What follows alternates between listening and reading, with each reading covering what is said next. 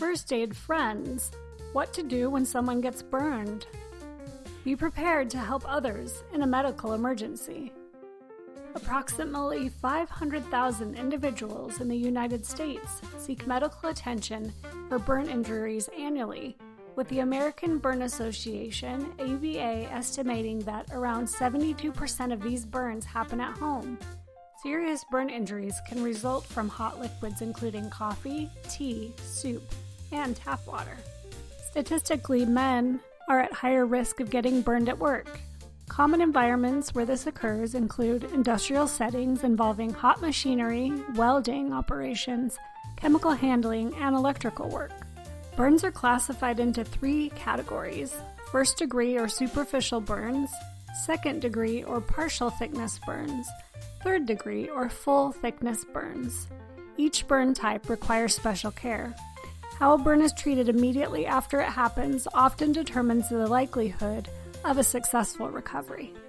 Do you know what to do if a friend or family member gets burned? Hey, I'm Emerson. I have first aid training and know what to do in this situation.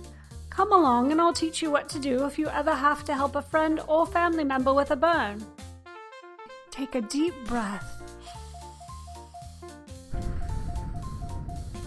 and keep calm so you can do your best thinking. Helping someone during an emergency can be stressful, but if you get panicked, you can make the situation much worse. Number 2, assess the situation. If it is safe to move the person away from the heat source causing the burn, do so as quickly as possible. Number 3, for first and second degree burns, run cool water, not ice water, over the burned area for 10 to 20 minutes. If you cannot safely place the burned body part in a sink or tub, or if the burn is on the face, apply a cool wet cloth to the burned area until the pain subsides. For burns inside the mouth caused by hot food or drink, hold a piece of ice in the mouth for a few minutes. Also, you can help the victim feel better by telling them things like, "It's okay to feel scared. I'm here to help you. We're gonna get through this," as you're soaking their burn in the cool water. Helpful tips. If the victim has a third-degree burn, one that is deep and the skin looks charred or leathery, do not soak the burned area in water. Instead, cover the burn with a cool, clean cloth or bandage until medical professionals arrive. Number 4, take off any loose clothing around the burn area. Carefully remove rings or other tight accessories such as belts. Aim to do this quickly and carefully before swelling occurs in the affected area. Helpful tips. If the victim has a third-degree burn, one that is deep and the skin looks charred or leathery, do not remove clothing. Wait for medical professionals to arrive. Number 5. Once the burn has cooled, apply lotion to the affected area.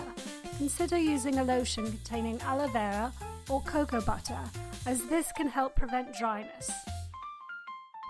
Number 6. Place a clean bandage over the burn, making sure it is wrapped loosely to avoid putting pressure on the injured skin. Bandaging keeps air away from the burned area, reduces pain, and protects any blistered skin.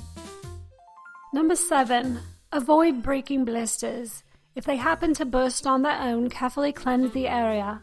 Then apply an antibiotic cream along with a specialized wound dressing that won't adhere to the blister surface. Finally, cover the dressing with clean gauze for added protection. Number 8. Take an over-the-counter pain reliever like ibuprofen or acetaminophen to manage pain as necessary. Your burn should fully heal within 1 to 2 weeks. If it doesn't, consult a doctor. Thanks for joining me today for this first aid training.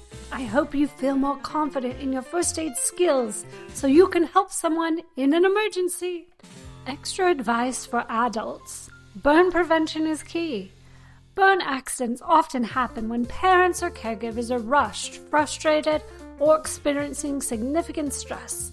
To help prevent scalds and other burn injuries in the kitchen, consider these valuable tips from the American Burn Association. Number 1. Avoid using a towel to grip hot pots and pans. Instead, opt for oven mitts or heat-resistant pot holders for safe handling. Number 2. Exercise caution when cooking with grease. Set the burner to a low-medium temperature and have a lid for the pan readily available. Number 3. Position pots and pans on the back burners to ensure they are out of children's reach.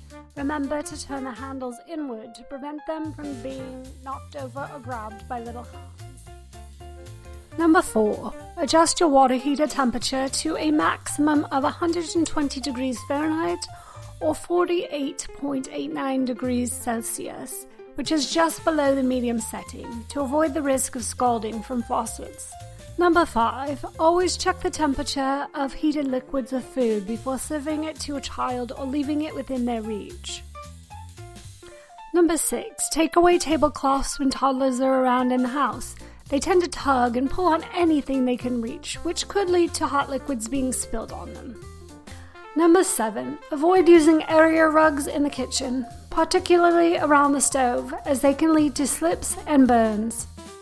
Number 8. Make sure to educate babysitters on kitchen and appliance safety and guide them on how to avoid burn injuries while preparing meals.